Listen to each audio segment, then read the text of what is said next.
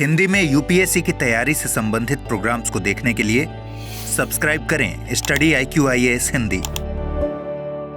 Hello everyone, very good evening. कैसे हैं आप सभी लोग? सबसे पहले तो आप सभी लोगों का आपके अपने channel study IQ IAS Hindi पर मैं मनोज कुमार बहुत बहुत स्वागत करता हूं और उम्मीद करता हूं कि आप सभी लोग इस क्लास को, कला संस्कृति की क्लास को आप लोग एंजॉय कर रहे होंगे और साथ के साथ इस क्लास को अपने एग्जाम के पॉइंट ऑफ व्यू से उपयोगी स्वरूप में लेने की कोशिश कर रहे होंगे। दोस्तों, आज हम लोग बहुत ही एक महत्वपूर्ण मुद्दे पर चर्चा करेंगे, बौद्ध स्थापत्य कला। हम लोगों ने कला संस्कृति के संदर्भ में पिछली क्लास में हड़प्पा या सिंधु घाटी सभ्यता की स्थापत्य कला के बारे में चर्चा की थी और उसके सभी पक्षों को हम लोगों ने देखा था। और मैंने आप लोगों को बताया भी है कि हम लोग एक टॉपिक को उठाते हैं और उठा करके उसको लास्ट तक कंप्लीट करने की कोशिश करेंगे। यानी कि हमने कला संस्कृति में यदि स्थापत्य कला को उठाया है तो स्थापत्य कला पाषाण काल से लेकर के आधुनिक काल तक कब कब किस किस कालखंड में, किस किस युग में कैसे कैसे परिवर्तित होती चली गई, उन सभी कालखंडों के बारे में विस्तृत चर्चा करते हुए आगे बढ़ेंगे। तो आज हमारा जो टॉपिक है इंडस वैली सिविलाइजेशन के बाद में, सिंधु घाटी सभ्यता के बाद में बौद्ध स्थापत्य कला का। तो आज इस पर हम लोग विस्तृत चर्चा करेंगे और पीछे आप लोग देख ही रहे हैं बौद्ध स्थापत्य कला का बेहतरीन नमूना सांची का स्तूप। ठीक है, और इसमें हम सभी पक्षों को देखने की कोशिश करेंगे। तो चलिए, बहुत बहुत स्वागत है, पुनः बहुत बहुत स्वागत है आप लोगों का। और मैं चाहता हूं कि आप लोग इस क्लास को लाइक तो करें ही करें, साथ के साथ अपने दोस्तों तक जरूर इसको शेयर कर दें, इससे कि उन सभी लोगों को इस क्लास का बेनिफिट मिल सके। ओके, तो चलिए, अब यहां पर एक चीज मैं आप लोगों को बताना चाह रहा हूं, थोड़ा सा समझिएगा एवरीबॉडी, कि आप लोग सोच रहे होंगे कि सर पिछली क्लास में आपने हड़प्पा सभ्यता की स्थापत्य कला के बारे में चर्चा की थी, तो आज अचानक बौद्ध स्थापत्य कला क्यों? क्या बीच में कोई भी स्थापत्य कला विकसित नहीं हुई थी, या बीच में हुई थी तो वो कौन सी कला है उसके बारे में, वैदिक कला के बारे में या अन्य युग के बारे में आप क्यों नहीं बता रहे? तो चलिए आज उस पर भी हम लोग चर्चा करेंगे। ध्यान रखिएगा कि सिंधु घाटी सभ्यता के बाद हमें जो स्थापत्य कला के जो नमूने मिले हैं वो बुद्ध युग में मिले हैं। महाजनपद काल के समय के कुछ नमूने हमें प्राप्त हुए हैं स्थापत्य कला के, उसके एविडेंस हमको मिले हैं। लेकिन इन दोनों युग के बीच में, यानी कि सिंधु घाटी सभ्यता और महाजनपद यानी कि बुद्ध युग के बीच में अगर हम देखें तो वैदिक काल एक बहुत बड़ा कहा जाए कि काल था। लगभग 1000 से ज़्यादा लंबे समय तक वो बना रहा। लेकिन उस पीरियड का हमारे पास कोई भी एक भी स्थापत्य कला का साक्ष्य हमको नहीं मिला है। चर्चा बहुत है कि ऐसा अयोध्या थी, या ऐसा इंद्रप्रस्थ था, या ऐसे बहुत सारे नगर बसे हुए थे, हस्तिनापुर ऐसा था। तमाम सारी चीज़ों के बारे में हमको जानकारी मिलती है, किस्से कहानियों में, तमाम सारी चीज़ों पर। लेकिन हम ऐतिहासिक दृष्टिकोण से देखें तो दोस्तों उस समय का कोई भी साक्ष्य हमारे पास नहीं है। अभी हाल फिलहाल में कुछ कुछ नमूने इधर उधर के मिल रहे हैं, लेकिन स्थापत्य कला का कोई नमूना नहीं है। इसलिए वैदिक कालीन स्थापत्य के बारे में कोई विशेष जानकारी नहीं मिलती।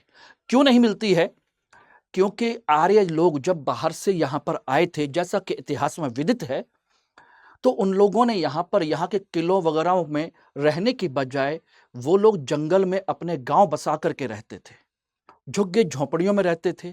बाकी किस्से कहानियों में है कि उनका महल ऐसा था या वैसा था, उसके बारे में हमें कोई एविडेंस तो नहीं मिला है, लेकिन कहानी किस्से वही हैं।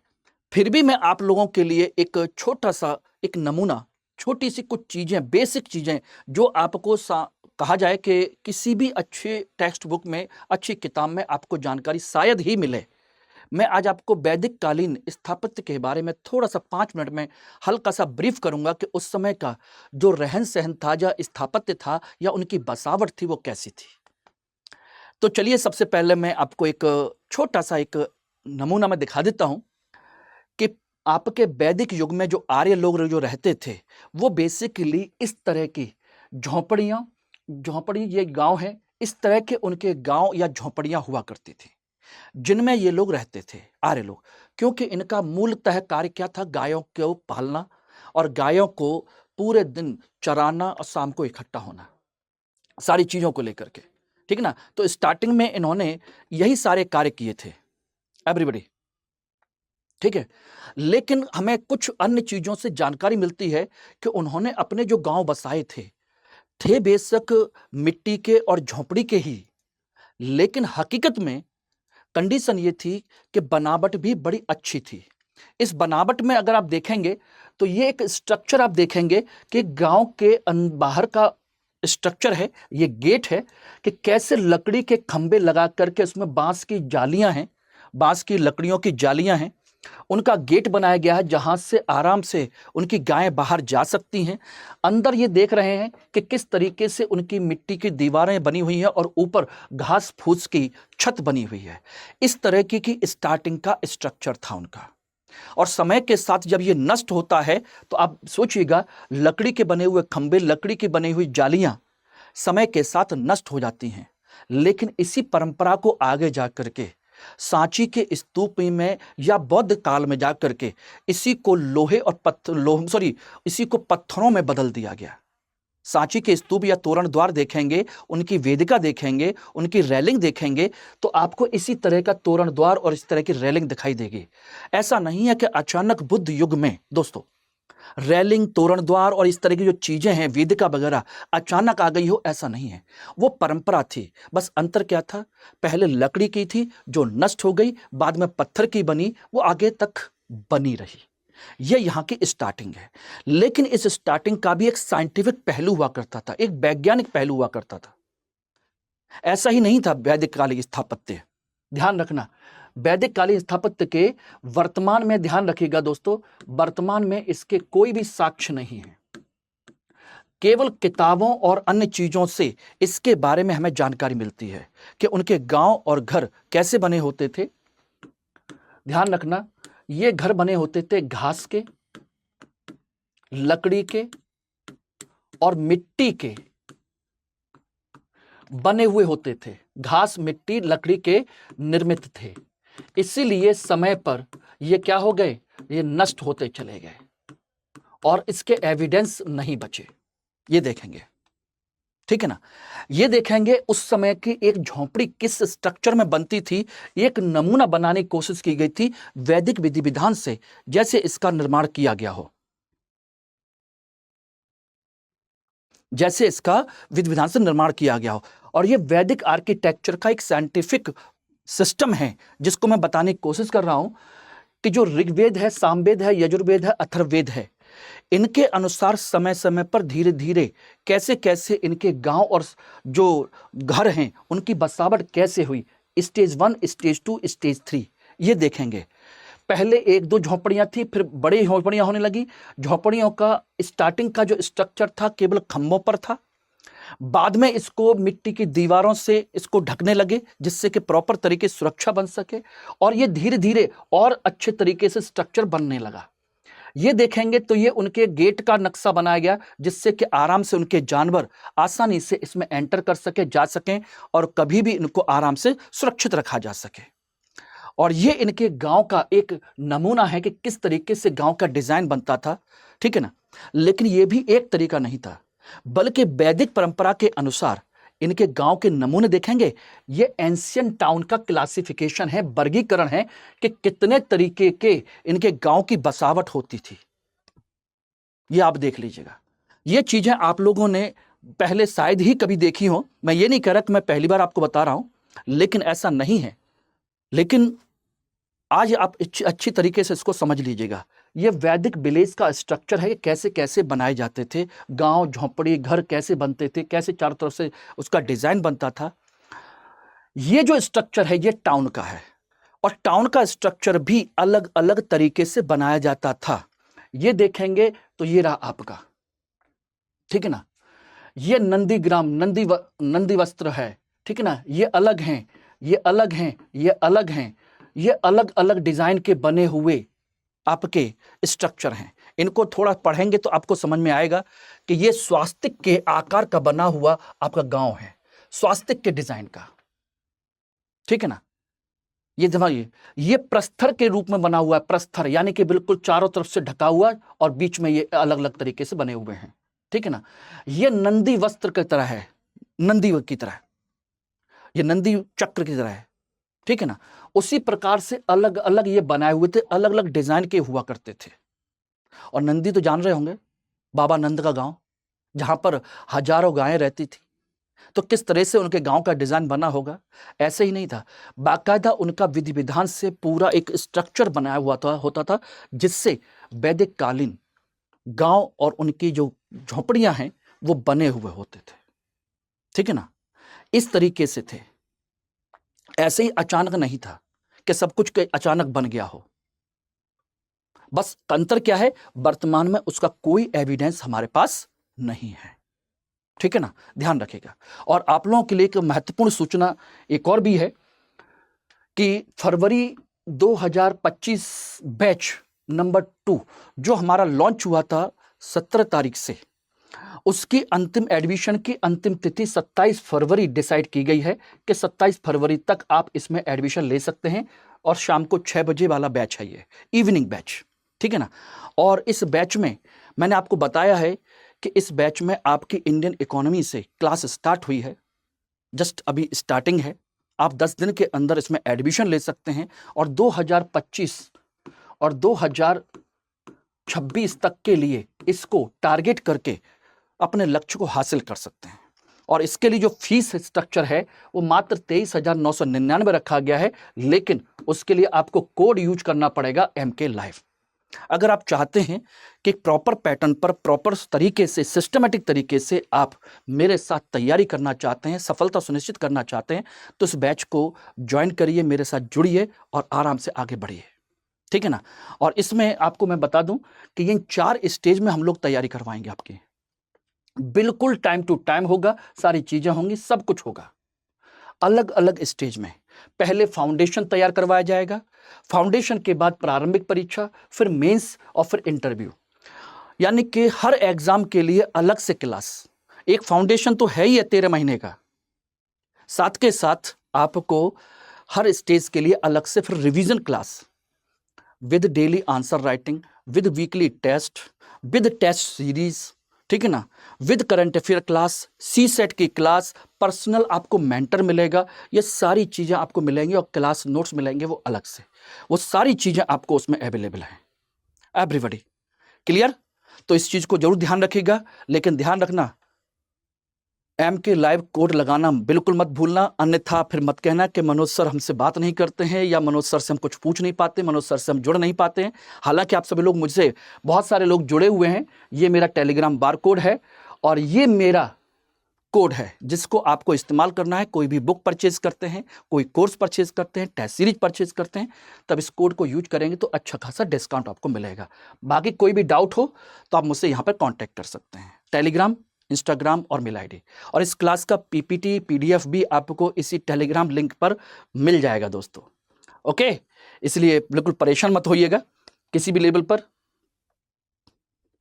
ठीक।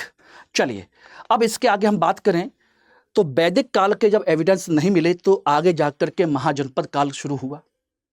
और महाजनपद काल में हमें पहली बार कुछ स्थापत्य की जानकारी मिलना शुरू होती है, स्थापत्य कला की, ठीक है। और स्थापत्य कला यहां पर हमको जो दिखाई देता है वो 2 तरीके से दिखाई देता है, एक धार्मिक स्थापत्य और एक गैर धार्मिक स्थापत्य। दोनों तरीके के एविडेंस हमको यहां मिलते हैं। धार्मिक स्थापत्य में इस काल में मिलेंगे तो आपको बौद्ध धर्म से संबंधित और जैन धर्म से संबंधित। ध्यान रखना, बौद्ध धर्म से संबंधित इस काल में हमको जो साक्ष्य मिले हैं वो मिले हैं स्तूप के, वो मिले हैं इनके विहार के, यानी कि बौद्ध भिक्षुओं के रहने के स्थान, उनके बारे में साक्ष्य मिले हैं। और जैन धर्म में जैन मठ या उनके विहार की जानकारी हमको मिली है स्थापत्य में, ठीक है ना।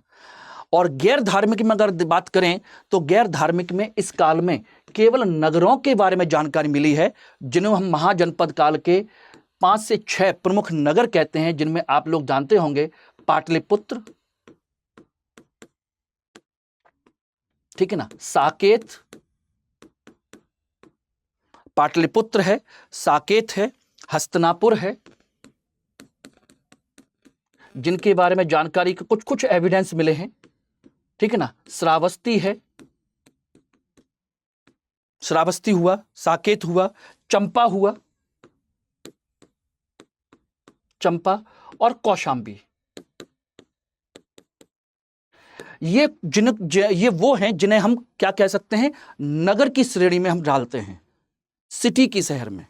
यानी कि बाकी अन्य जो महाजनपद हैं, उनकी राजधानियां हैं, वो कस्बों की तरह थी, कस्बे से भी छोटी थी। अब आप समझ लीजिए, ठीक है ना। तो इस तरीके से हमें 5 से 6 इस काल में पहली बार नगरों के बारे में जानकारी मिलती है, वो भी महाजनपद काल के स्टार्टिंग में और कह सकते हैं उत्तर वैदिक काल के अंत में। तो इनके बारे में हमें कोई विशेष स्ट्रक्चर तो अभी भी नहीं मिला है, सिवाय पाटलिपुत्र को छोड़ करके, जिस समय मौर्य काल में एक प्रॉपर स्ट्रक्चर इसके हमको जानकारी मिलती है, जब चंद्रगुप्त मौर्य ने पाटलिपुत्र नगर बसाया। उसके एविडेंस जरूर मिले हैं, उसकी चर्चा हम लोग मौर्यकालीन स्थापत्य में करेंगे, यहां नहीं। ओके एवरीबॉडी, अब यहां पर हम देखते हैं तो फिर इस काल में हमको अन्य चीजों के बारे में क्या जानकारी मिली है। तो स्तूप हैं, विहार हैं, ये सब हमको जानकारी मिली। अब यहां से हम आगे देखें तो यहां से देख सकते हैं बौद्ध स्थापत्य की शुरुआत। सबसे पहले हम यहां पर बात करते हैं, तो बौद्ध स्थापत्य के बारे में अगर हम चर्चा करें तो एक चीज हम लोग अच्छे तरीके से यहां पर देख सकते हैं कि बौद्ध स्थापत्य कला के 3 रूप हैं, एक स्तूप, दूसरे चैत्य और तीसरे विहार। स्तूप यानी कि एक प्रकार का बौद्ध पूजा घर, पूजा स्थल कह सकते हैं, यानी कि बौद्धों का एक प्रकार से पवित्र पूजा स्थल कहा जा सकता है, ठीक है। चैत्य क्या है, चैत्य जहां पर बौद्ध भिक्षु विहार निवास करते हैं और जहां पर आपका स्तूप दोनों होते हैं। ये देख रहे हैं पीछे स्तूप भी है और ये कमरे बने हुए हैं, चैत्य गुफाओं के अंदर बने हुए, जहां पर विहार और स्तूप दोनों हैं। और विहार बौद्ध भिक्षुओं के रहने का स्थान, रहने का स्थान, बौद्ध भिक्षुओं का रहने का स्थान आपका विहार कहलाता है, जहां पर ये लोग वर्षा के समय में या रात्रि के समय में क्या करते हैं, विश्राम करते हैं। वर्षावास के समय में जहां पर रहते थे, 3 से 4 महीने कहीं नहीं जाते थे। महात्मा बुद्ध और उनके शिष्य जब अपने अलग अलग शहरों में, अलग अलग राज्यों में जाते थे, तो वहां पर विभिन्न प्रकार के विहार यानी कि निवास स्थान, जिन्हें आज हम धर्मशालाएं कह सकते हैं, उस तरह के बने होते थे, ठीक है ना। तो ये 3 तरह का स्ट्रक्चर है जो बौद्ध स्थापत्य से जुड़ा हुआ है, ठीक। अब इसमें हम सबसे पहले चर्चा करेंगे स्तूप स्थापत्य के बारे में। स्तूप स्थापत्य के बारे में पहले चर्चा करेंगे बौद्ध स्थापत्य के संदर्भ में, उसके बाद हम इसके अलग चीजों के बारे में चर्चा करेंगे। स्तूप के बारे में हम जानेंगे कि स्तूप क्या होता है, फिर उसके बाद जानेंगे स्तूप के भाग कौन कौन से होते हैं, स्तूप कितने प्रकार के होते हैं, स्तूप का दर्शन क्या होता है और स्तूप का विकास कैसे कैसे कब किस किस काल में हुआ था। इन सभी पक्षों के बारे में हम लोग जानने की कोशिश करेंगे। एवरीबॉडी क्लियर है, समझ में आ गया? तो इस तरीके से इसको जानने की, समझने की कोशिश करेंगे, यानी सभी पक्षों को हम प्रॉपर तरीके से देखने की कोशिश करेंगे, कोई चीज छोड़ने वाले नहीं है इसमें। ओके एवरीबॉडी, ध्यान रखिएगा, इसमें हम कोई भी चीज छोड़ने वाले नहीं हैं। तो सबसे पहले हम बात करते हैं स्तूप के बारे में। स्तूप होता क्या है, और ये पीछे स्ट्रक्चर आप देख रहे होंगे कि बौद्ध धर्म में स्तूप का वही महत्व है जो हिंदू धर्म में मंदिर का है, इस्लाम में मस्जिद का है, ईसाई धर्म में गिरजाघर का है। यानी कि एक प्रकार के पवित्र पूजा स्थल हैं, ये पवित्र पूजा स्थल इनको कहा जाता है, ठीक है। और ये आज की डेट में अगर हम बात करें तो बहुत प्रसिद्ध हैं। इनको अगर आप देखें तो आप देख करके कहेंगे कि वास्तव में बेहतरीन नमूने हैं। इसका मैं हल्की सी झलक आपको दिखाता हूं, हालांकि आप लोगों ने देखी है, फिर भी यहां देखिएगा, ये देखिएगा, ये रहा स्तूप। काफी बेहतरीन स्ट्रक्चर देखेंगे तो स्थापत्य कला के दृष्टिकोण से, धार्मिक स्थापत्य के तौर पर मत देखिएगा, धार्मिक संदर्भ में देखने की कोशिश मत कीजिए, कोई समस्या नहीं है। आप केवल स्थापत्य कला के दृष्टिकोण से देखिएगा, पत्थर की रेलिंग, ये गेट, ठीक है ना, ऊपर पत्थर का सोचिए, पत्थर का मिट्टी का कितना बड़ा घेरा है, जिसे हम अर्ध कहा जाए कि अर्ध गुंबद का आकार कह सकते हैं, अर्ध गोलाकार कह सकते हैं। ऊपर भी ये रेलिंग बनी हुई है, चबूतरा बना हुआ है जहां पर ये बना हुआ है, और ऐसे जो गेट हैं वो चारों दिशाओं में चारों तरफ हैं, और ये काफी बड़ा होता है, छोटा मोटा स्ट्रक्चर नहीं है कि छोटा मोटा हो। आज की डेट में नवीन बन रहे हैं वो थोड़े छोटे आकार के हैं, लेकिन ये प्राचीन समय के हैं जो उस समय बने थे। कहा जाता है कि अशोक ने, मौर्य सम्राट अशोक ने लगभग 84,000 स्तूपों का निर्माण करवाया था। और उस समय जानते हैं कि मौर्य युग में बौद्ध धर्म अपने परम स्तर पर यानी कि चरम स्तर पर पहुंच चुका था, तो काफी ज्यादा बनाए गए थे। लेकिन साथ के साथ ये भी कहा जाता है कि पुष्यमित्र शुंग यानी शुंग वंश का जो शासक था, उसने इन स्तूपों का नष्ट भी करवा दिया था काफी बड़े स्तर पर। तो एक एक करके हम इसमें जानने की कोशिश करते हैं कि ये क्या है, क्या नहीं है, किस तरीके से चीजें होती हैं। एक एक करके सभी पक्षों को देखेंगे हम इसमें। तो ये देखेंगे, ये रहा आपके सामने स्ट्रक्चर है, जो मैंने साइड से भी आपको दिखा दिया है कि किस तरह का स्ट्रक्चर होता है। आराम से देखिए, समझिए, समझने की कोशिश कीजिए। स्तूप, स्तूप की परिभाषा, स्तूप कहते किसको है, स्तूप का मतलब क्या होता है? स्तूप का परिभाषा, स्तूप का अर्थ होता है थूहा या ढेर। थूहा या ढेर यानी कि मिट्टी का ढेर। किसका? मिट्टी और पत्थर का एक प्रकार का ढेर होता है, बड़ा सा थूहा टाइप का बना दिया जाता है, उसे कहते हैं। यानी कि एक प्रकार का ये अर्ध गुंबद, अर्ध गुंबद या गोलाकार, अर्ध गोलाकार, गोलाकार ठोस मिट्टी एवं पत्थर या ईंटों की संरचना होती है। क्या होती है? ईंटों की संरचना होती है। इसे हम थूहा या ढेर कहते हैं। यह अर्ध गुंबद के आकार का या अर्ध गोलाकार रूप में होता है, ठोस होता है, अंदर से कहीं कोई गेट नहीं होता, कुछ भी नहीं होता, बिल्कुल ठोस है, इसके अंदर कुछ नहीं है, बस केवल ठोस है ये, ठीक है ना। यह मिट्टी, पत्थर और ईंटों की संरचना है, ध्यान रखना, सो ठोस संरचना है। इसके अंदर ध्यान रखना, इस ठूहे के अंदर इसका कोई भी प्रवेश नहीं, प्रवेश द्वार नहीं होता, नहीं होता। यानी कि बाहर से चक्कर तो लगा सकते हैं, बाहर से रेलिंग होती है, बाहर से सब कुछ होता है, लेकिन अंदर बिल्कुल ठोस होता है, इसलिए इसमें कोई भी प्रवेश द्वार नहीं होता। यानी कि कह सकते हैं कि यह एक प्रकार का पवित्र पूजनीय स्थल होता है। यह क्या होता है? यह एक प्रकार का पवित्र पूजनीय स्थल होता है। देखिए, जो मैं पढ़ा रहा हूं वही आपके एग्जाम में आएगा, ध्यान रखना। प्री में और मेंस में दोनों जगह पर यह प्रश्न आपसे पूछे जा सकते हैं, ये ध्यान रखिएगा, दोनों जगह पर। स्तूप किसे कहते हैं, स्तूप की परिभाषा क्या है, क्या होता है, ठीक है ना, ये क्लियर हो गया। अब ये खास बात आती है कि आखिर ये किस स्तर पर, किस आधार पर बने होते हैं। इसका आधार क्या होता है? आधार होता है इसमें या तो महात्मा बुद्ध की उपयोगी सामग्री होती है, ध्यान रखना, इसमें बुद्ध, महात्मा बुद्ध या उनके जो शिष्य हैं या उनके कह लीजिए बोधिसत्व हैं, जो उनके रूप हैं,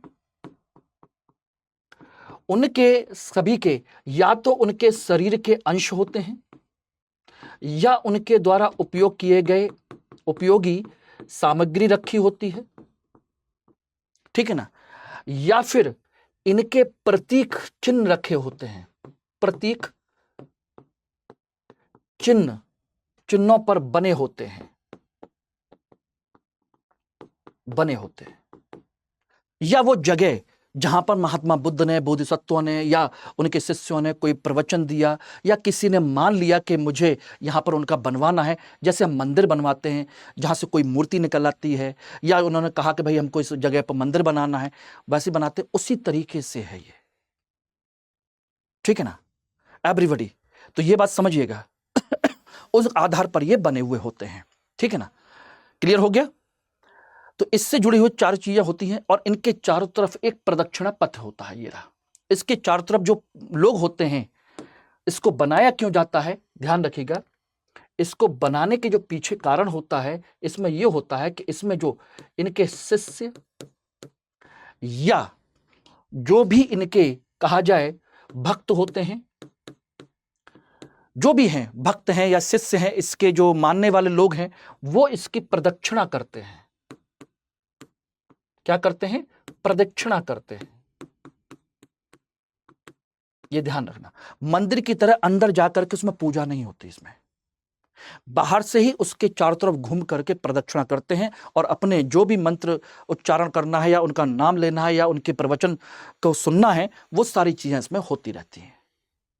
इस तरीके से यह बना होता है एवरीबॉडी। अब हम बात करें तो इसके भाग कौन कौन से होते हैं, उसके भाग के बारे में चर्चा करेंगे। देखिए, भाग की चर्चा करें तो देखिए, एक तो होती है आपकी ये रेलिंग, ध्यान रखना, ये होती है एक रेलिंग होती है, जिसे हम क्या कहते हैं, हिंदी में कहें वेदिका। चारों तरफ एक पत्थर की बनी हुई रेलिंग होती है प्रदक्षिणा लगाने के लिए। एक इसका आधार होता है, ये रहा, ये इसका आधार होता है। ठीक, इसे हम कहते हैं, जो ठोस बना होता है इसे हम अंड कहते हैं। अंड अंडाकार होता है इसलिए अंड कहते हैं। ये रहा, ठीक है ना? Okay everybody.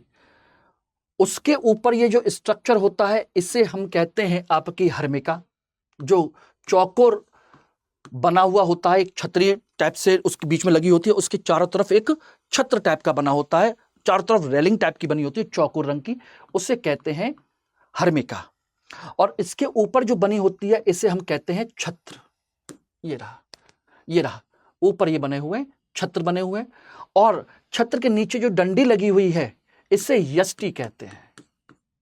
यष्टि, ध्यान रखना, यानी कि छत्र जो लगा हुआ है, छत्र के अंदर जो डंडी लगी होती है उसे हम छत्र कहते हैं, यष्टि कहते हैं। इस तरीके से सबसे ऊपर छत्र है, उसके नीचे जो बांस लगा हुआ है, लकड़ी लगी हुई है, लोहे का खंभा लगा हुआ है, दैट इज द यष्टि। उसके चारों तरफ ये रेलिंग बनी हुई है हर्मिका। जो थूहा या ढेर है उसे अंड कहते हैं। उसके नीचे जो बना हुआ बेस, इसे आधार कहा जाता है। ठीक है ना, आधार कह लीजिए, या इसे हम एक और नाम देते हैं जिसे कहते हैं मेधी। मेधी यानी कि चबूतरा।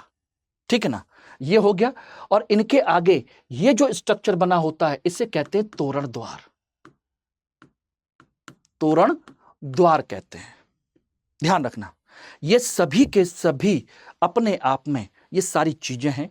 लोग जो होते हैं, इसमें जो नीचे वाली जो प्रदक्षिणा पथ होता है, इसमें प्रदक्षिणा पथ में इसमें चारों तरफ इसकी प्रदक्षिणा करते हैं।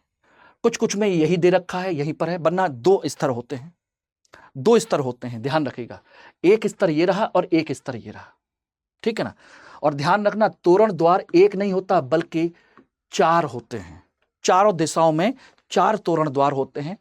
और एक चीज और ध्यान रखिएगा कि इनके जो सारा का सारा जो स्ट्रक्चर बनाया हुआ है ये ऐसे ही नहीं है।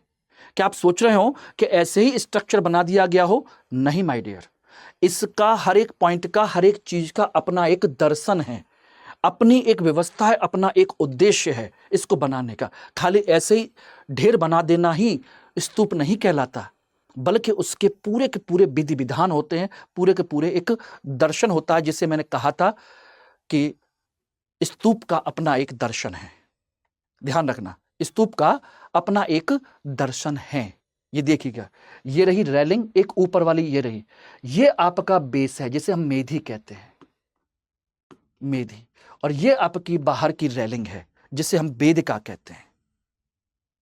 ठीक है ना, ये हर्मिका है, ये छत्र है, ठीक है ना, ये घंट है। इस तरीके से ये कहलाते हैं। अंड है, ये तोरण है। हर एक चीज का अपना एक कंडीशन है और इसमें सबसे पहले ऊपर से उठाते हैं या नीचे से उठाने की कोशिश करते हैं। ध्यान रखना, दर्शन के अंतर्गत देखेंगे तो 4 तोरण द्वार होते हैं। आज इसको पढ़ लीजिएगा। एक बार क्वेश्चन पूछा गया था यूपीएससी में, स्तूप के दर्शन की व्याख्या कीजिए। बौद्ध साहित्य में चर्चित स्तूप का दर्शन क्या होता है, स्पष्ट व्याख्या कीजिए। 4 तोरण द्वार। 4 तोरण द्वार का मतलब होता है 4 दिशाएं, पूरब, पश्चिम, उत्तर, दक्षिण, 4 दिशाओं का के प्रतीक हैं ये। वरना एंट्री गेट तो एक भी बन सकता था, 4 की जरूरत ही नहीं थी। ये चारों दिशाओं के प्रतीक हैं, ठीक है ना। उसके नीचे आता है आपका, ध्यान रखना, वेदिका। वेदिका बोले तो रेलिंग। ये प्रदक्षिणा पथ होता है। क्या होता है? प्रदक्षिणा पथ, प्रदक्षिणा करना। पवित्र घेरा, परिक्रमा पथ कहते हैं इसे, कहते हैं पवित्र घेरा है ये ऐसे ही नहीं है खाली घेरना चक्र, तो आप उसके बाहर भी लगा सकते हो। अगर आपको प्रदक्षिणा करनी है तो इस घेरे के बाहर से भी आप चक्र लगा सकते हो, कोई दिक्कत नहीं है, परिक्रमा कर सकते हो। लेकिन यह घेरा जो है वो पवित्र घेरा है, यानी कि यह प्रतीक है कि इस रेलिंग से अंदर एक पवित्र जगह है। हम उसकी क्या कर रहे हैं? कंसंट्रेट होकर के उसकी परिक्रमा कर रहे हैं, इसीलिए पवित्र घेरा माना जाता है। क्लियर हो गया? वेदिका। तीसरा है मेधी। मेधी यानी कि चबूतरा, जिस पर यह बना हुआ है। चबूतरा, चबूतरा क्या है? चबूतरा किसका प्रतीक है? चबूतरा या मेधी, ध्यान रखना ये दोस्तों, ये प्रतीक है पृथ्वी का, जो सबका भार ढोती है। पृथ्वी का प्रतीक है, और पृथ्वी जो है हम सबका भार ढोती है, सबका आधार स्तंभ है वो। ध्यान रखना, यह पृथ्वी का प्रतीक है। अग्नि, जल, वायु, तमाम तरह के अलग अलग तरीके से दर्शन है, उसी तरीके से इसका दर्शन है, ठीक है ना। उसके बाद ऊपर बना हुआ ये अंड है, यानी कि गोल स्तंभ, गोल चक्र जो बना हुआ है, यह किसका प्रतीक है? ठोस है, ध्यान रखना, और बिल्कुल भारी है। इसका मतलब है इसके अंदर कोई भी हलचल नहीं है, यानी कि ये शांति और जल का प्रतीक है। जल शीतल होता है, ठंडा होता है, धैर्य का प्रतीक होता है। उसी तरीके से यह शांति, यानी कि हम कह सकते हैं अंड जल, जल की शीतलता और यह शांति का प्रतीक है। और बौद्ध धर्म में आप अच्छे से जानते हैं कि बौद्ध धर्म कभी भी हिंसा को बढ़ावा नहीं देता, बल्कि वह शांति को बढ़ावा देता है, प्रेम को, भाईचारे को बढ़ावा देता है। वो कभी भी विघटन को बढ़ावा नहीं देता। जो ओरिजिनल चीजें हैं उसके बारे में बात कर रहा हूं। क्लियर हो गया? इसके ऊपर पहुंच जाइए हर्मिका। अब ये हर्मिका क्या है?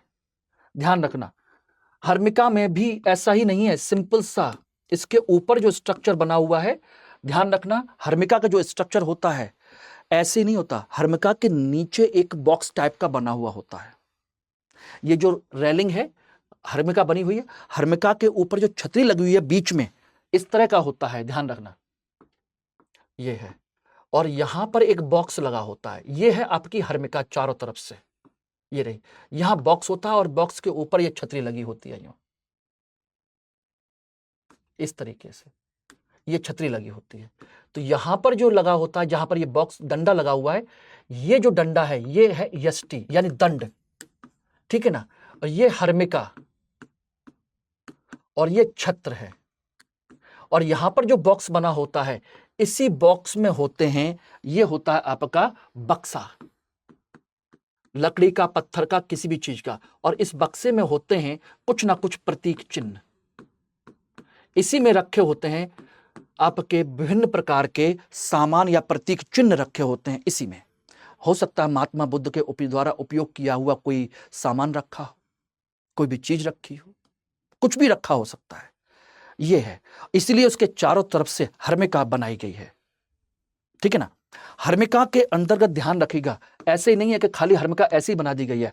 हर्मिका में जो चारों तरफ से बनी हुई है, 1 2 3 4 5 6 इस तरीके से जो बनी हुई चारों तरफ से, इसमें 13 लड़ियां होती हैं। क्या होती हैं? 13 लड़ियां होती हैं। 13 लड़ियां बनाई गई हैं, 13, ठीक है ना। और 13 लड़कियां जो हैं दोस्तों, ध्यान रखना, ये 13 मानसिक अवस्थाओं का प्रतीक है। ध्यान रखना, 13 मानसिक अवस्थाओं का प्रतीक है ये। अब आप लोग सोच रहे होंगे सर ये आप कहां से बता रहे हैं, वैदिक काल में भी नहीं सुना था इतनी सारी चीजें जो आज आपने बता दी, ये आज आप बता रहे हैं, ये भी हमने आज तक नहीं सुना बेटा। यही चीजें तो जो होती हैं जो बेटा, जो आपके पेड कोर्स में ढंग से पढ़ाई जाती हैं। हालांकि हर टीचर नहीं पढ़ाता, लेकिन फिर भी हम लोग पढ़ाते हैं जिससे क्वेश्चन बनते हैं। और ध्यान रखिएगा, ये सारी चीजें आपके यूपीएससी के लेवल पर पूछी जाती हैं, और आज आप लोग सीख लीजिए यहीं पर। यह 13 मानसिक अवस्थाओं का प्रतीक है ये अब आप समझिएगा, ठीक है ना। अब उसके ऊपर होता है छत्र। क्या होता है? छत्र। और छत्र में देखिएगा, ध्यान रखना, कहीं कहीं पर 3, कहीं पर 5, कहीं पर 7, कहीं पर 13, इस तरह की चीजें बनी हुई होती हैं। छत्र में देखेंगे तो कहीं पर 3 छत्र बने होते हैं, कहीं पर 5, कहीं पर 7, और या उससे अधिक भी हो सकते हैं, ठीक है ना। सामान्य तौर पर सामान्यतः 3 होते हैं। कितने होते हैं? 3। ये देख रहे हैं, 1 2 3, सामान्यतः 3 होते हैं। सामान्यतः इसमें 3 लड़ियां बनी होती हैं, 3 होते हैं। और ये जो सामान्यतः 3 बने हुए हैं छत्र में, 3 छत्र बने हुए हैं, ध्यान रखिएगा, यह बौद्ध धर्म के त्रिरत्न की बात है। बौद्ध धर्म के त्रिरत्न का प्रतीक है ये। और त्रिरत्न क्या है? त्रिरत्न है दोस्तों, बुद्ध, धम्म और संघ। ये त्रिरत्न है। ये है स्तूप का दर्शन। Everybody clear? जो सारे के सारे जो स्ट्रक्चर बने हुए थे, उन सारी चीजों का आपको मैंने सब कुछ एक एक करके डिटेल में आपको सारा कुछ बता दिया। यही है, ये देखिएगा। यहां पर देख रहे हैं स्तूप, पगोड़ा, और ये अलग अलग स्ट्रक्चर। इसमें देखिए कितने सारे प्रतीक हैं। इंडिया में बनते हैं ये है भारत के, और ये जो हैं ये भारत से बाहर के हैं, विदेश में, खासकर आपके चाइना, थाईलैंड, मंगोलिया, जापान, इस तरह के देशों में इस तरह के स्ट्रक्चर बने हैं। और भारत के स्ट्रक्चर में इसका उपयोग किया जाता है। ये भारत का स्ट्रक्चर है, ये भारत का है, और ये अन्य देशों में, विदेशों में इसी को पगोड़ा भी कहा जाता है। विदेशों में इसे पगोड़ा भी कहते हैं, स्तूप को ही। ध्यान रखना, स्तूप को क्या कहते हैं? पगोड़ा भी कहलाता है। ये रहा, समझ में आ गया? यही वो चीजें हैं, और मेरी क्लास का मकसद यही है कि आप लोग इस चीज को यहां तक आप समझने की कोशिश करें। अब बात करते हैं स्तूप के प्रकारों के बारे में। स्तूप कितने प्रकार के हैं? सामान्यतः जब देखिए, ध्यान रखिएगा कि स्तूप जो हैं सामान्यतः 4 प्रकार के हैं।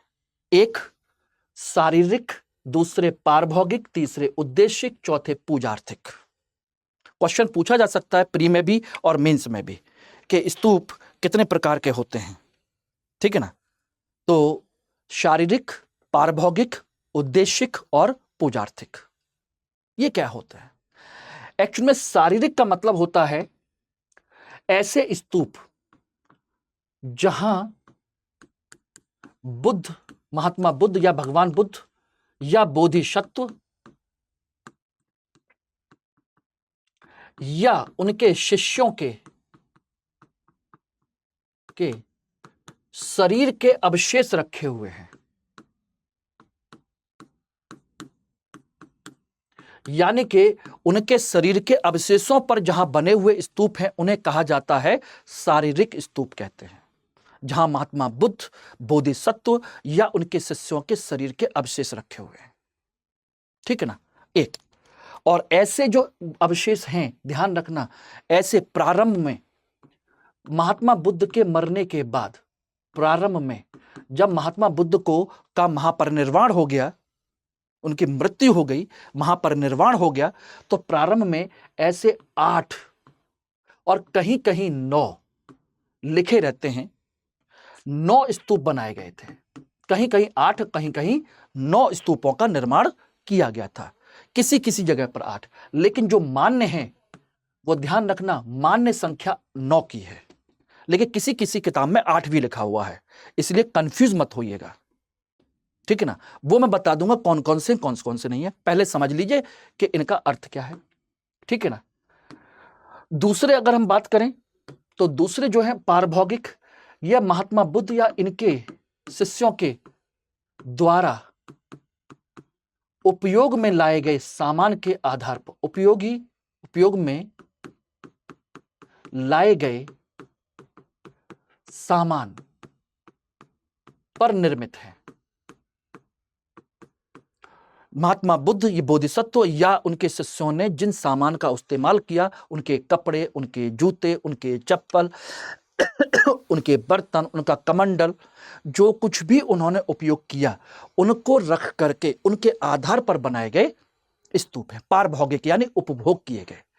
उद्देशिक, तीसरे उद्देशिक है।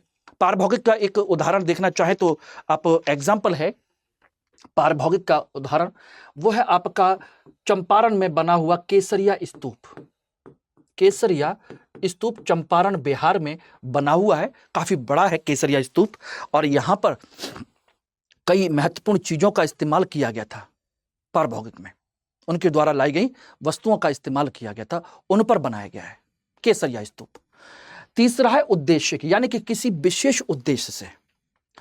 उद्देशिक का मतलब होता है कि जहां पर महात्मा बुद्ध, बोधिसत्व या शिष्यों ने, किसी ने भी जहां पर कोई भी प्रवचन दिया हो, या जहां पर वो ठहरे हो, या जहां पर उन्होंने ज्ञान दिया हो, यानी कि हम कह सकते हैं कि जहां पर इनके शिष्यों ने, किसी ने भी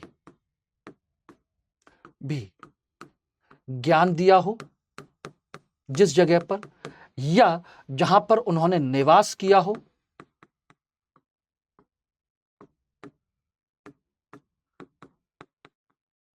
जगह पर निर्मित है, उनकी जगह पर निर्मित हैं ये, ठीक है ना, ध्यान रखना, ये इस कंडीशन में है। और चौथे हैं जिन्हें हम कहते हैं पूजार्थिक या प्रतीकात्मक। पूजार्थिक या प्रतीकात्मक कहते हैं इनको प्रतीकात्मक भी कहते हैं। और इसका जो उदाहरण आप देखना चाहेंगे कि ये कौन सी जगह थी जहां पर निर्वास किया गया था, इसका एग्जाम्पल देखना चाहेंगे तो सारनाथ है। याद आ रहा है कि नहीं आ रहा? जहां पर महात्मा बुद्ध ने पहला प्रवचन दिया था, सारनाथ हुआ, ठीक है ना। बोध गया, जहां उन्होंने ज्ञान प्राप्त किया था, जहां उन्होंने ज्ञान प्राप्त किया, जहां पर उन्होंने पहला प्रवचन दिया, या जहां पर उनका जन्म हुआ, लुम्बिनी। ये सब प्रतीकात्मक कह सकते, वो सॉरी उद्देश्य कह सकते हो, जहां पर उनका कोई खास उद्देश्य था। ये उस तरह के स्तूप है, ठीक है ना। और चौथा जो बता रहा था मैं, वो पूजार्थक या प्रतीकात्मक। वो क्या है? पूजार्थिक या प्रतीकात्मक, जहां पर किसी ने किसी विशेष प्रतीक के तौर पर पूजा स्थल के रूप में जिसका निर्माण किया हो, किसी ने भी, ठीक है ना। इसका निर्माण किसी ने भी पूजा स्थल के रूप में निर्माण किया हो, पूजा स्थल के रूप में निर्माण किया हो, उसे कहते हैं प्रतीकात्मक या पूजा स्थल, पूजार्थिक। यानी कि इसका एग्जाम्पल देखना चाहेंगे तो दोस्तों इसका एग्जाम्पल है अमरावती स्तूप। अमरावती स्तूप, और अमरावती स्तूप जो है सातवाहन शासकों ने बनाया था।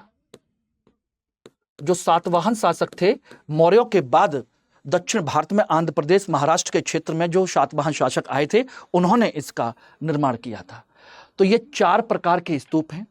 तो स्तूप के भाग, ठीक है ना, स्तूप का प्रकार, स्तूप का दर्शन, एक एक चीज का अर्थ, मैंने सारा कुछ क्लियर कर दिया है। यहां से आपका प्री और यहां से मेंस का क्वेश्चन आपका बाहर नहीं जाएगा, किसी भी स्तर पर नहीं जाएगा। इससे ज्यादा मैं कुछ नहीं कर सकता। अब आप खुद समझ लीजिएगा। ओके, अब आप समझ सकते हैं कि किस तरीके से आर्ट एंड कल्चर की क्लास ऐसे ही आप लोग इंतजार नहीं कर रहे थे, और मैं भी बहुत बेसब्री से इंतजार कर रहा था कि आर्ट एंड कल्चर की क्लास में आप लोगों के लिए लेकर के आऊं। और मैं चाहता था कि मैं आप लोगों को आर्ट एंड कल्चर उस लेवल पर पढ़ाऊं जिस लेवल पर आप लोग सोच भी नहीं सकते।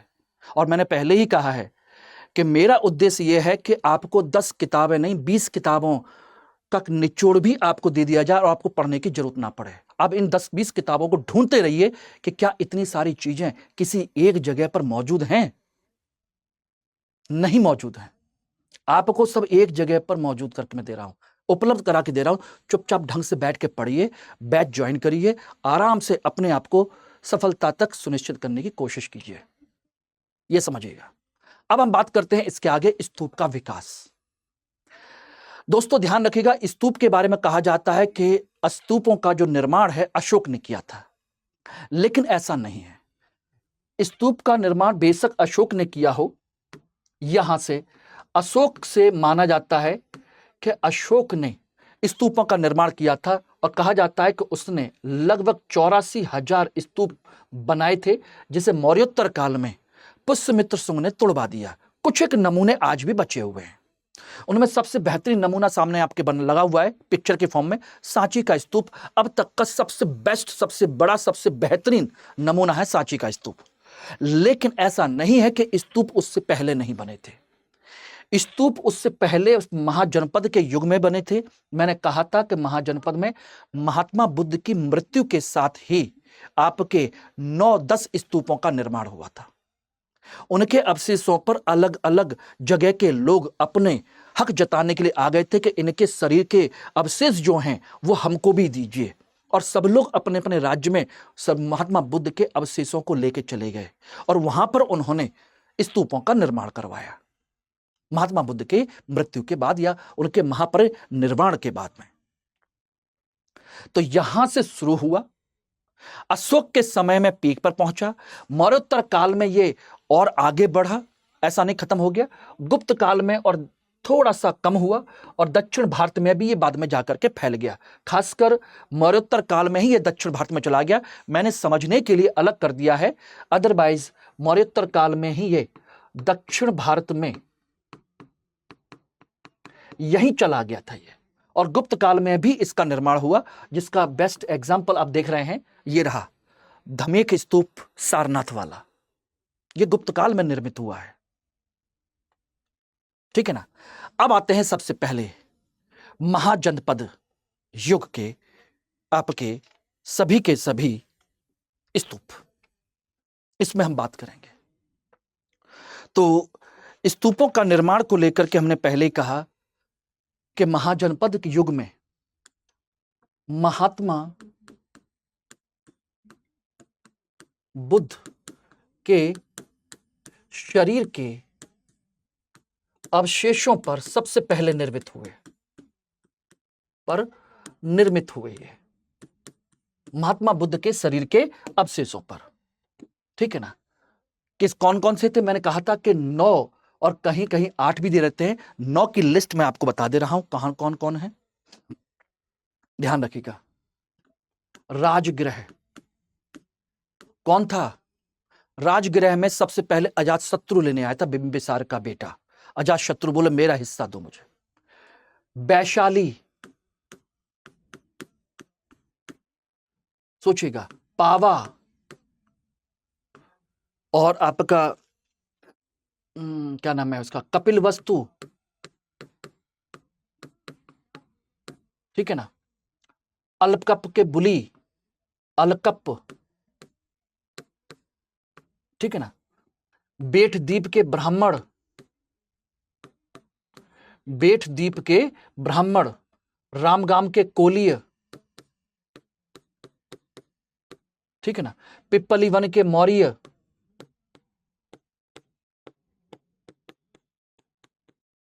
पिप्पल वन के मौर्य, रामगाम के कोलीय,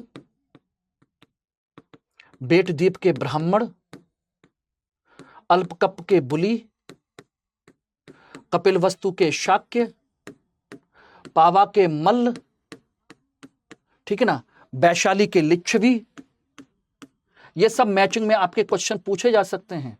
और राजगृह का अजातशत्रु, ठीक है ना। कितने हो गए? 3 और 3 6 और 2 8, ठीक है ना। एक और था 8। क्यों कहते हैं 8? इसलिए कहते हैं कि ये पावा एक ही है।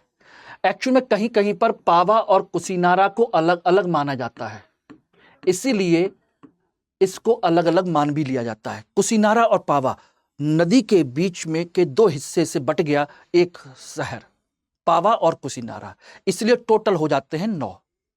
इस तरीके से इनके इतने अवशेषों पर इनके स्तूप निर्मित हुए थे।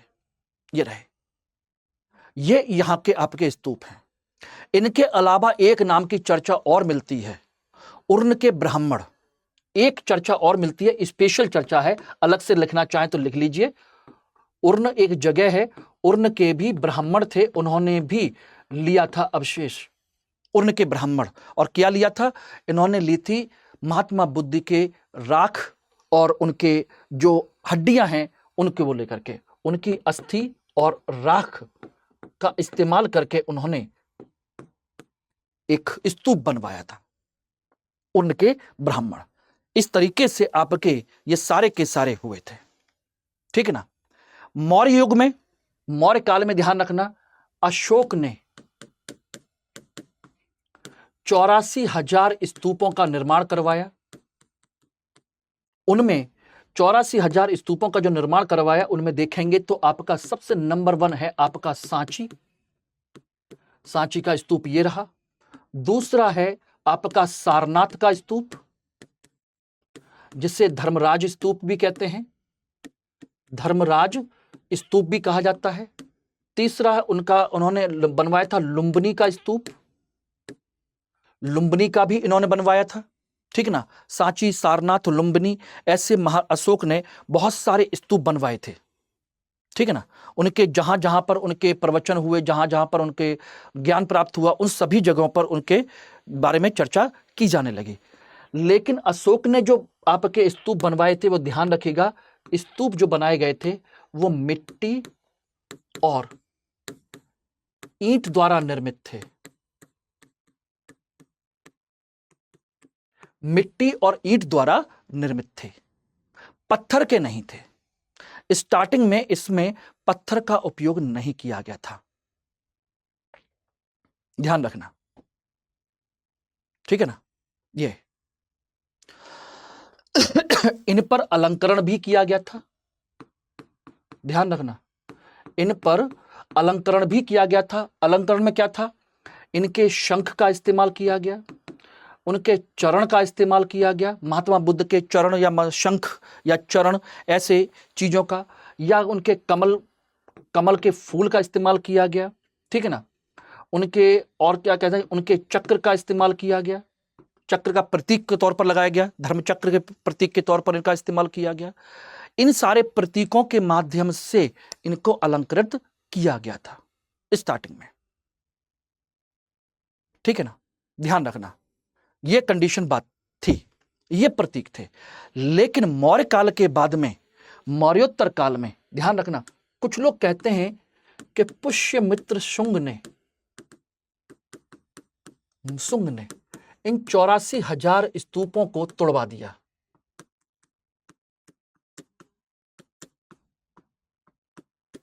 तोड़वाया। उसका कहना था कि अशोक का नाम अगर इतने स्तूपों का निर्माण करने से हो सकता है, तो मेरा भी नाम इनको तोड़वाने में हो सकता है, यह कंडीशन हो सकती है, यह उनका कहना है, ठीक है ना। लेकिन फिर भी ऐसा नहीं है कि उसने सभी तोड़वा दिए, सभी नहीं तोड़वाए, बल्कि इसने सांची का जो स्तूप है, सांची के स्तूप की रेलिंग इसने बनवाई, वो भी पत्थर की, यानी कि वेदिका का निर्माण करवाया, ठीक है ना। उसके तोरण द्वार को सुसज्जित करवाया, उसके नहीं बल्कि और भी उनको सुसज्जित करवाया, अलंकृत करवाया गया तोरण द्वार को, मौर्योत्तर काल में ही पुष्यमित्र शुंग ने, ठीक है, और छोड़ दीजिए उसका, सोचिए उसका जो आवरण है वो पत्थर का आवरण करवाया, जो ऊपर का जो स्ट्रक्चर है उसका पत्थर का बनवाया, उसको कवर करवा दिया उसने। तो ये शुंग ने किया था। और इसी समय मौर्योत्तर काल में ही, ध्यान रखना दोस्तों, मौर्योत्तर काल में ही सातवाहन शासकों ने, सातवाहन शासक ये इसे दक्षिण भारत में इस तकनीक को ले गए। और दक्षिण भारत में इन्होंने, सोचिए अमरावती, नागार्जुन कोंडा, ऐसी बहुत सारी जगहों पर इन्होंने स्तूपों का निर्माण करवाया था। ये कुछ चीजें यहां पर परिवर्तित हुई थी, ये नया चेंज आया था। और एक चेंज और आया था जो मैं बता देना चाह रहा हूं, उसको और ध्यान रख लीजिएगा इस पीरियड में। वो चेंज ये था कि तोरण द्वार पर जातक कथाओं को उकेरा जाने लगा, जातक कथाएं उकेरी जाने लगी, यानी जातक कथाओं को प्रतीक के तौर पर दिखाया जाने लगा इनके तोरण द्वार पर, यहां पर कहानी के तौर पर कि कौन कौन सी कहानियां, जो 550 पूर्व जन्मों की कहानियां हैं उनके बारे में ये सब कहा जाने लगा। Okay, clear? ये सारी चीजें हुई। गुप्त काल में ध्यान रखना, गुप्त काल में यहां पर थोड़ा सा स्तूप का विकास कम हुआ। क्यों कम हुआ? क्योंकि यह वैष्णव धर्म या ब्राह्मण धर्म के पुनरुत्थान का काल है।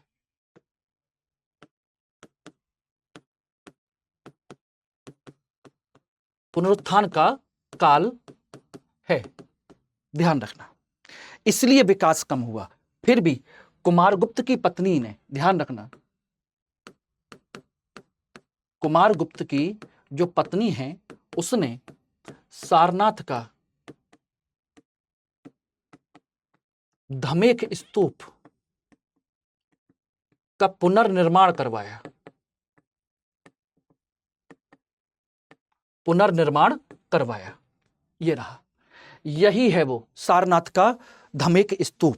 धमेक स्तूप का मतलब होता है धर्मराज स्तूप, धर्म का स्तूप, धमेक। इसको कुमारगुप्त की पत्नी ने कुमारगुप्त के समय में इसका पुनर्निर्माण करवाया था। और ध्यान रखना, इसकी खोज किसने की थी? अलेक्जेंडर कनिंघम ने की थी। ये बिल्कुल खो गया था, इसको खोज निकाला अलेक्जेंडर कनिंघम ने। और काफी कैसी कंडीशन में मिला था आपको बता दें। अब ये तो जो है ये एक अलग तरह का स्तूप है, जिसमें नीचे देखेंगे तो इस स्ट्रक्चर का है, ऊपर ये रहा। और ध्यान रखना, ये बेलनाकार है, सिलिंड्रिकल है। बाकी अब सब कैसे होते हैं? गोलाकार। ये बेलनाकार है, बिल्कुल अलग है, ये देखिएगा। और इसका जब स्ट्रक्चर मिला था तो ये था ओरिजिनल स्ट्रक्चर, जो अलेक्जेंडर कनिंघम ने इसको खोजा था। इसकी एक पेंटिंग बनाई गई थी, हैंड पेंटिंग। ये ओरिजिनल पेंटिंग थी। ओरिजिनल पेंटिंग का मतलब ओरिजिनल ऐसा मिला था, बाद में इसको मॉडिफाई करके ऐसा बना दिया गया है, संरक्षित किया गया है इसको, इस तरीके से था। और उस समय इसकी कहा जाता है कि इसकी जो टोटल ऊंचाई थी उस समय लगभग 91 मीटर थी, कहा जाता है उस समय। और वर्तमान में इसकी जो ऊंचाई है आधी भी नहीं है, 43.6 मीटर है वर्तमान में ऊंचाई इसकी। और जो उसका जो रेडियस है वो है आपका 26.3 मीटर, व्यास जो है इसका, ध्यान रखना, ये मीटर है, इतना 26.3, कहीं कहीं 28 मीटर लिखा रहता है। ये सारी चीजें इसमें है, इतनी। बताइए समझ में आ रहा है कि नहीं आ रहा एवरीबॉडी? बस मेरा पर्पस यही है कि ढंग से सारी चीजों को कवर कर लें, ये रहे। और दक्षिण भारत में मैंने पहले ही कहा कि मैं अलग से करा दे रहा हूं, ये बेसिकली सातवाहन शासकों ने ही इसका निर्माण करवाया था। सातवाहन शासक इसको लेके चले गए थे, सातवाहन शासक। दक्षिण भारत में लेके चले गए और उन्होंने इसका निर्माण करवाया और इसमें थोड़ा सा परिवर्तन भी किया। इसका दक्षिण भारत में कहां कहां करवाया? देखिए, इन्होंने निर्माण करवाया आपके अमरावती में, अमरावती ये रहा, नागार्जुन कोंडा में, गोली में, घंटसाल में, ये सब जगह हैं। गोली है, घंटसाल है, जगह पेट है। इन सभी जगह पर सातवाहन शासकों के द्वारा निर्मित किए गए स्तूप हैं। यहां पर सभी जगह पर स्तूप निर्मित हैं। पहली बात ध्यान रखिएगा। और इन स्तूपों की खास बात क्या है? ये जो स्तूप बनाए गए हैं, विशेषता क्या है इनकी? विशेषता है संगमरमर का प्रयोग। संगमरमर का प्रयोग एक। दूसरी विशेषता यह है कि यहां पर मूर्तियों से अलंकरण किया गया है। मूर्तियों से अलंकरण, यानी कि इसको अलंकृत किया गया है। जगह जगह पर महात्मा बुद्ध की और इन लोगों की मूर्तियां लगाई गई हैं, उनसे उनको सुसज्जित किया गया है। ध्यान रखना, यह है। क्लियर है? ऊपर देखेंगे तो यहां पर मूर्ति हो सकती है या कहीं पर भी मूर्ति हो सकती है। मूर्तियों से अलंकरण और संगमरमर का प्रयोग, ये दो विशेषताएं हैं। ये है आपके बौद्ध स्थापत्य कला की सारी विशेषताएं, सारा क्रम, सारा सीक्वेंस और वैदिक काल से लेकर के अब तक का कि कब कब क्या क्या परिवर्तन हुआ, कैसे कैसे परिवर्तन हुआ।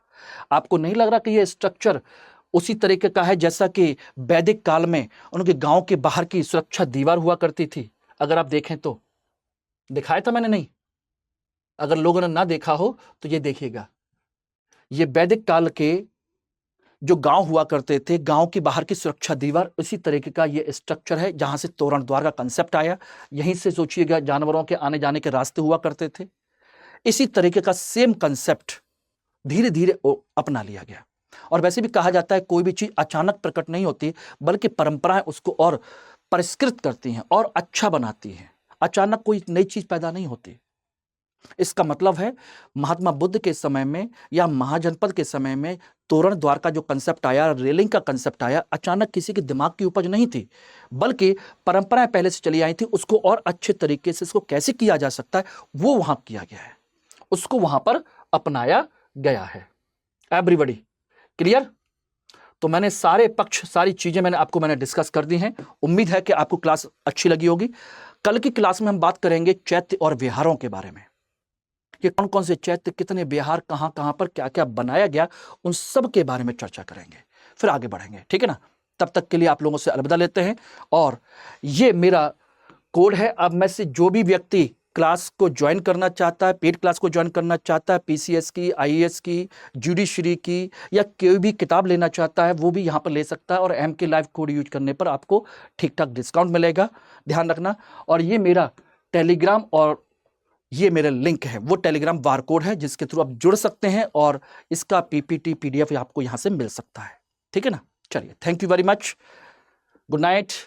हिंदी में यूपीएससी की तैयारी से संबंधित प्रोग्राम्स को देखने के लिए सब्सक्राइब करें स्टडी IQ IAS हिंदी।